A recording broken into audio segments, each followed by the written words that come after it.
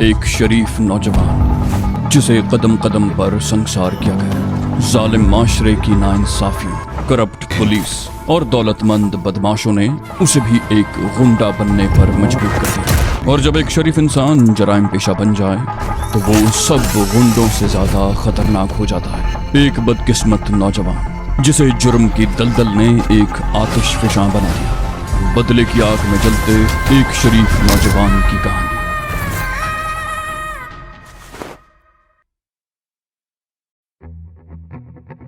दोपहर 3 बजे रजिया उठ गई। उसने शारिक को खाना खिलाया और खुद भी खाया। फिर उसे सोने का मौका नहीं मिल सका। 4 बजे के करीब शापरी और समीना भी पहुंच गईं। समीना का इसरार था कि आज वो शारिक को अपने साथ ले जाएगी। रजिया ने कहा, मेरा ख्याल है ऐसा करना मुनासिब नहीं होगा।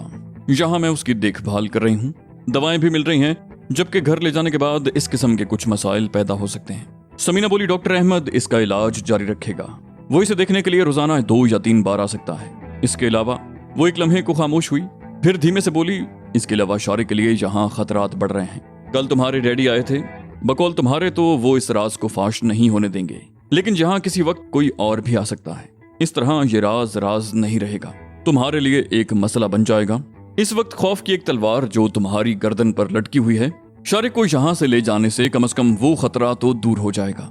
रजिया ने उसकी तायद की, बोली, हाँ ये खौफ तो है, लेकिन इस वक्त शारिक के लिए चलना फिरना खतरनाक हो सकता है। मेरा ख्याल है कि 1-2 दिन और रुक जाओ, इसकी हालत जरा कुछ बेहतर हो जाए तो। तभी बाहर के दरवाजे पर दस्तक हुई और उसकी बात अधूरी रह गई। रजिया बोली, तुम लोग दूसरे कमरे में चलो, मैं देखती हूँ कौन है। जो भी हुआ मैं उसे दूसरे कमरे में ले जाऊंगी और उसे इस तरफ आने का मौका ही नहीं दूंगी। वो दोनों भी रजिया के साथ ही शारिक वाले कमरे से बाहर निकल आईं। रजिया ने ड्राइंग रूम का दरवाजा खोल दिया और उन्हें अंदर ले जाने का इशारा करके बाहर वाले दरवाजे की तरफ बढ़ गई। वो नर्स शकीला थी। अभी ड्यूटी का वक्त बहुत दूर था और फिर रजिया का रवैया देखकर शकीला ने आना ही छोड़ दिया। अभी तो 5 भी नहीं बजे थे। शकीला शायद किसी काम से आई थी। रजिया उसे ड्राइंग रूम में ले आई जहां समीना और शापरी भी मौजूद थी। रजिया ने समीना और शापरी का तारुफ करवाया। बोली, ये मेरी दोस्त है समीना।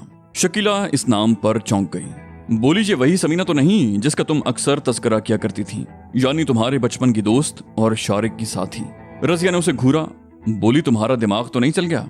वैसे उसे अपनी गलती का एहसास हो गया था कि उसे समीना का असल नाम से तारुफ नहीं करवाना चाहिए था। वो बोली, उस समीना का अब मुझसे क्या ताल्लुक? वो तो जब कभी अखबार में उसका नाम छप जाता है तो मुझे याद आ जाती है और मैं तुमसे उसकी बात करने लगती हूँ। शारिक वाली समीना तो अब निहायत खतरनाक बन चुकी है। उसका नाम भी जुबान पर लाना खतरनाक हो सकता है। ये तो सुमेरा की बड़ी बहन है। सुमेरा को जानती हो? नर्सिंग ट्रेनिंग में वो हमारे साथ थी, लेकिन चंद महीनों के बाद ही छोड़कर चली गई। शकीला बोली, हाँ सुमेरा मुझे अच्छी तरह याद है। तुम्हारी तो उससे बड़ी गहरी दोस्ती हो गई थी और तुम अक्सर उसके यहाँ जाया करती थी। रजिया बोली, हाँ ये सुमेरा की बड़ी बहन है।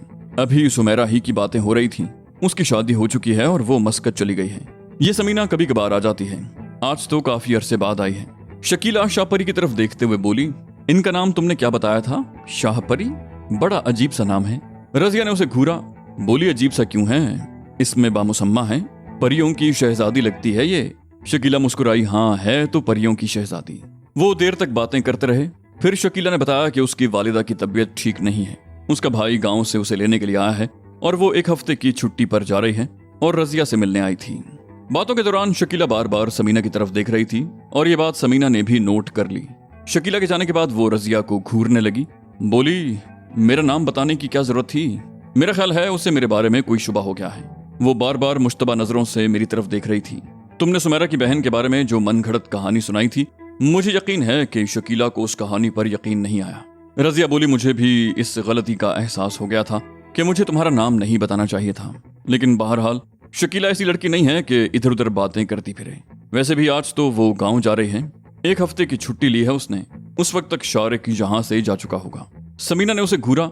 बोली, लेकिन अगर उसने कहीं बात कर दी तो तुमसे तो समीना ही के बारे में पूछा जाएगा। रजिया ने उठते हुए कहा, मैं निमट लूंगी, तुम फिक्र मत करो। खुदा न खास्ता अगर कोई ऐसी बात हुई तो मैं अपनी जान दे दूंगी, लेकिन तुम में से किसी का नाम मेरी जबान पर नहीं आएगा।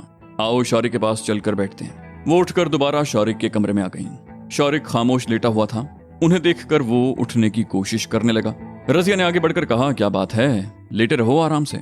शारिक बोला, बाथरूम जाना चाहता हूँ। समीना हंसते हुए बोली, मैं ले जाती हूँ। दोनों ने सहारा देकर शारिक को मसहरी से उतारा और समीना उसे सहारा देकर चलाती हुई बाथरूम ले गई।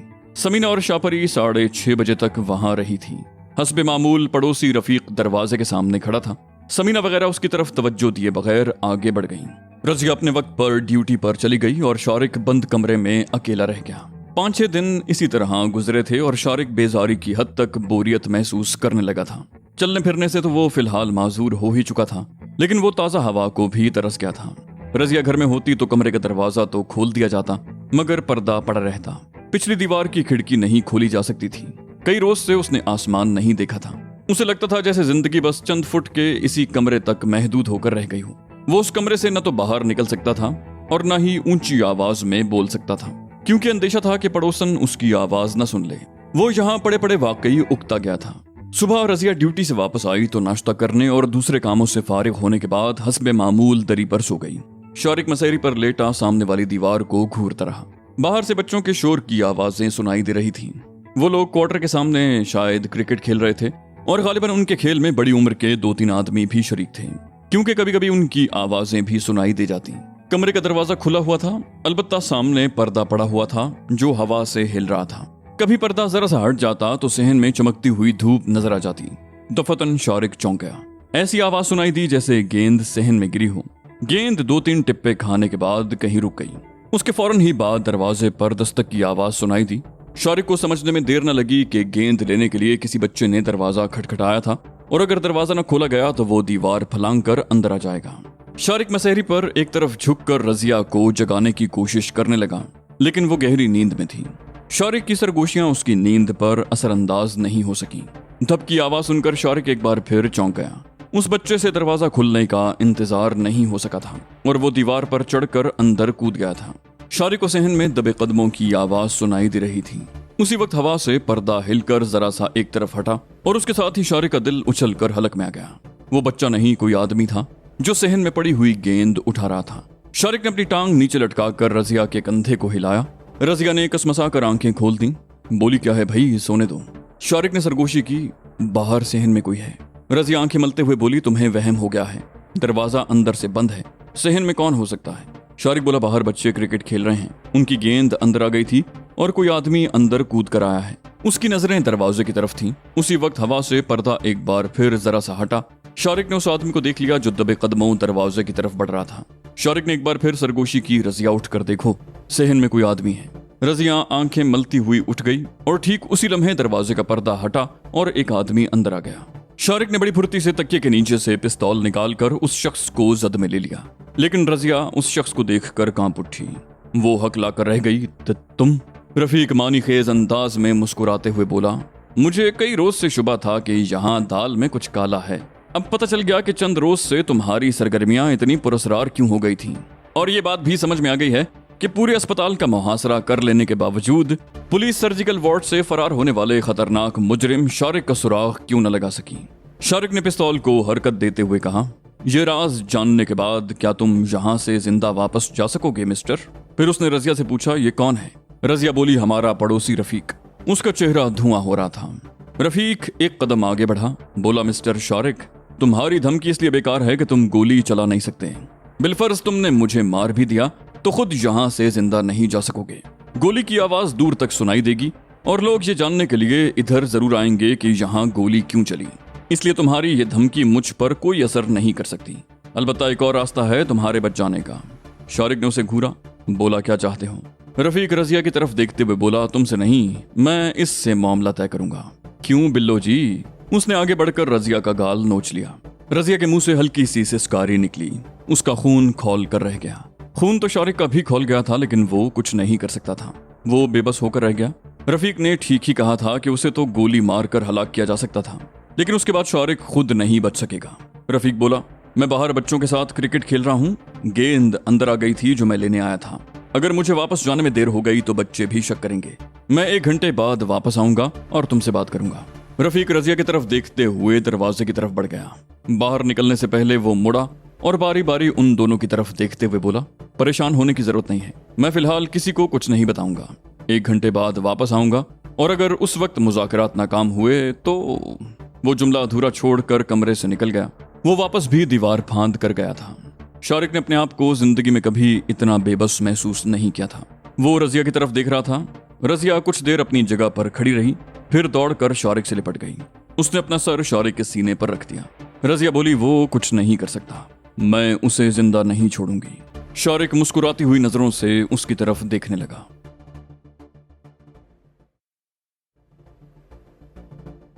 वो दोनों रफीक का इंतजार करते रहे। रफीक कहकर गया था कि वो 1 घंटे के बाद आएगा और रजिया से मामला तय करेगा। शारिक भी अच्छी तरह जानता था कि वो रजिया से क्या मामला तय करेगा। रजिया खूबसूरत थी, जवान थी, और रजिया ही के कहने के मुताबिक रफीक कई दिनों से उसके पीछे लगा हुआ था। उसकी अपनी बीवी अगरचे रजिया से ज्यादा खूबसूरत थी, लेकिन रफीक बदनीयत आदमी था। वो एक औरत पर इक्तिफा करने वाला नहीं था। उसके दिल में हवस थी। वो न जाने कितनी औरतों के पीछे लगा हुआ होगा और कई मर्तबा पिटा भी होगा। सरेआम औरतों से पिटाई भी ऐसे बेगैरत किस्म के आदमियों का कुछ नहीं बिगाड़ सकती। उनका तो एक ही इलाज था कि उनके हाथ पैर तोड़कर उन्हें बिल्कुल मफलूज कर दिया जाए और वो जिंदगी के आखिरी लम्हों तक ये याद रखें कि उन्हें किस बात की सजा मिली थी। नर्स रजिया एक शरीफ औरत थी। उसने 1 साल तक अपने जल्लाद शौहर के जुल्म सहे थे। उसका शौहर उसे दूसरों के लिए भी खिलौना बनाना चाहता था, लेकिन उसने सर नहीं झुकाया। वो बदकिरदार नहीं थी। उसने अपनी जान खतरे में डालकर उसे अपने घर में पनाह दी। वो उसे मुजरिम नहीं, बेगुनाह समझती थी, और शारिक ऐसा बेगैरत नहीं था कि अपनी मोहसिना को किसी के हाथों ऐसे जलील होने देता। दोपहर हो गई, लेकिन रफीक नहीं आया। रजिया ने 1-2 बार जाकर बाहर देखा भी। उसकी बीवी अस्पताल में ड्यूटी पर थी और घर ताला लगा हुआ था, जबकि रफीक आमतौर पर घर पर ही रहता था, लेकिन अब वो गायब था। शारिक के दिल में तरह तरह के वसवसे जन्म ले रहे थे। उसे अंदेशा था कि कहीं रफीक पुलिस के पास न चला गया हो। वो रजिया के पीछे इसलिए लगा हुआ था कि वो जवान और खूबसूरत थी। वो उसे अपनी हवस की प्यास बुझा सकता था, लेकिन 50 लाख रुपए बहुत बड़ी रकम थी। उस रकम में तो वो खूबसूरत औरतों की फौज जमा कर सकता था। रजिया के जहन में भी कुछ ऐसे ही ख्यालात आ रहे थे। उसने रफीक से तो निमटने का फैसला कर लिया था, लेकिन अगर वो वाकई पुलिस को यहाँ ले आया तो वो क्या कर सकेगी। उसने अपने खदशात का इजहार शारिक के सामने भी कर दिया।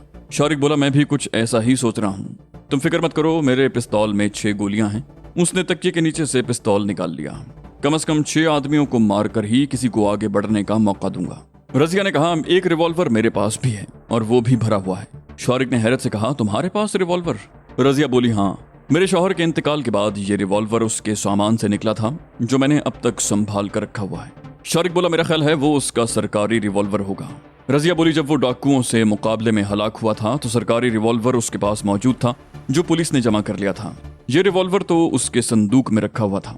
वो कुछ देर खामोश हुई, फिर बोली, सलमान जिस फितरत का आदमी था, उससे किसी भी बात की तवक्को की जा सकती थी। हो सकता है ये रिवॉल्वर उसने दफ्तर से चुरा कर घर में छुपा रखा हो, या किसी मुजरिम से छीना हो, जिसे सरकारी मालखाने में जमा करवाने की बजाय अपने पास रख लिया हो। मैं तुम्हें दिखाती हूँ। रजिया ने मसहरी के नीचे से एक ट्रंक खींच लिया, जिसे ताला लगा हुआ था।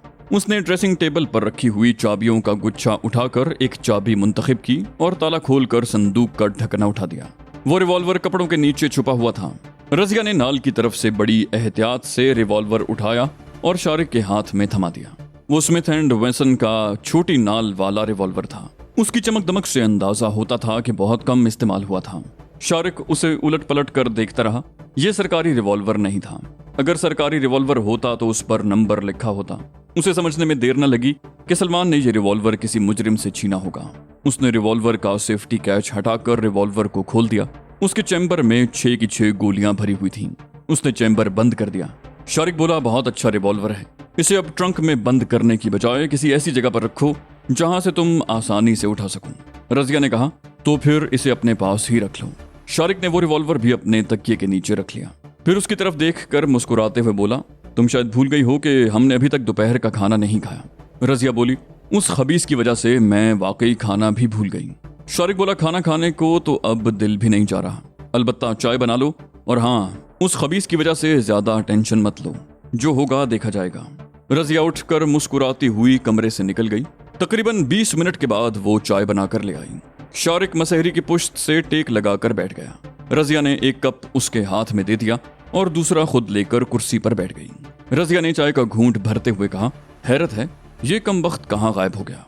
उसका इशारा रफीक की तरफ था। शारिक बोला, कहीं भी गया हो, लेकिन अब ये बात मैं पूरे वसूख से कह सकता हूँ कि वो पुलिस के पास नहीं गया। रजिया ने उलझी हुई नजरों से उसकी तरफ देखा। बोली, ये तुम कैसे कह सकते हो? शारिक बोला, वो सुबह 10 बजे के करीब यहाँ आया था और अब 3 बज रहे हैं। अगर वो पुलिस के पास गया होता तो पुलिस अब तक हमारे खिलाफ कार्रवाई कर चुकी होती। रफीक यकीनन किसी और चक्कर में होगा। रजिया कुछ कहना ही चाहती थी कि दरवाजे पर दस्तक हुई। बोली, मेरा ख्याल है वो खबीस आ गया है।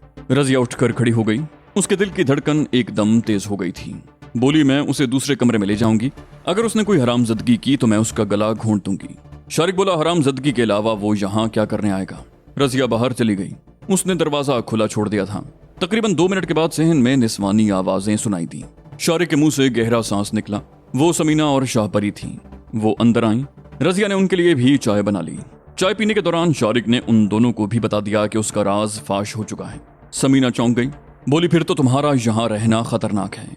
हमें फौरन यहाँ से निकल जाना चाहिए। शारिक बोला, परेशान होने की जरूरत नहीं।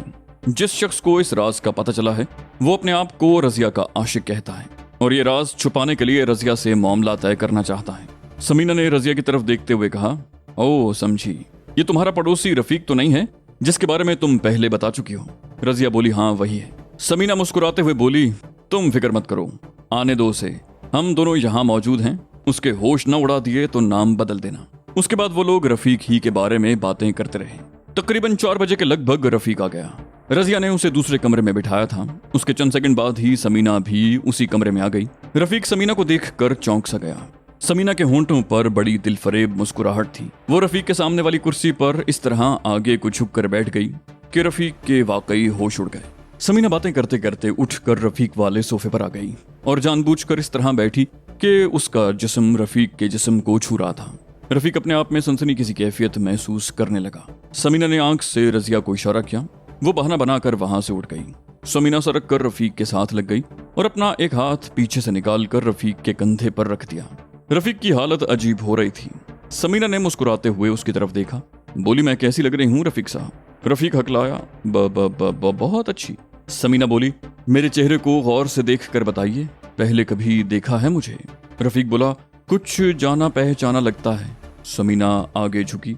बोली, मैं बताती हूँ मैं कौन हूँ। उसके होंठों पर मुस्कुराहट कुछ और गहरी हो गई। बोली, मैं समीना हूँ, वही समीना जिसे जिले भर की पुलिस तलाश कर रही है, शारिक की साथी। रफीक एक बार हकला गया। समीना? समीना बोली, हाँ वही समीना जिसे पूरे जिले की पुलिस तलाश कर रही है। वो कितनी आसानी से आपकी आगोश में आ गई। अब आपके सामने 2 रास्ते हैं। मेरे और शारिक के बारे में पुलिस को इत्तला देकर या तो आप इनाम हासिल कर लीजिए और या जिंदगी के मजे ले लीजिए। मैं अब आपके सामने हूँ। मैं ही नहीं, मेरी दूसरी साथी और नर्स रजिया भी। हम तीनों आपकी ख्वाहिश का एहतराम करेंगी, लेकिन एक बात जहन में रखिए, हमें पुलिस के हवाले करने की सूरत में आपको इनाम तो मिल जाएगा, लेकिन हम 1-2 दिन से ज्यादा पुलिस की कस्टडी में नहीं रह सकेंगी और उसके बाद आपका जो अंजाम होगा उसका आप तसव्वुर कर सकते हैं। अलबत्ता दूसरी सूरत में आप ऐश करेंगे। अब फैसला करना आपका काम है। रफीक बोला, मैं पुलिस को कुछ नहीं बताऊंगा। समीना की वाज़ेह दलील के बाद उसके चेहरे पर खौफ के तासुरात उभर आए थे। वो बोला, मैं दूसरा रास्ता पसंद करूंगा। समीना बोली, बहुत अक्लमंद हैं आप।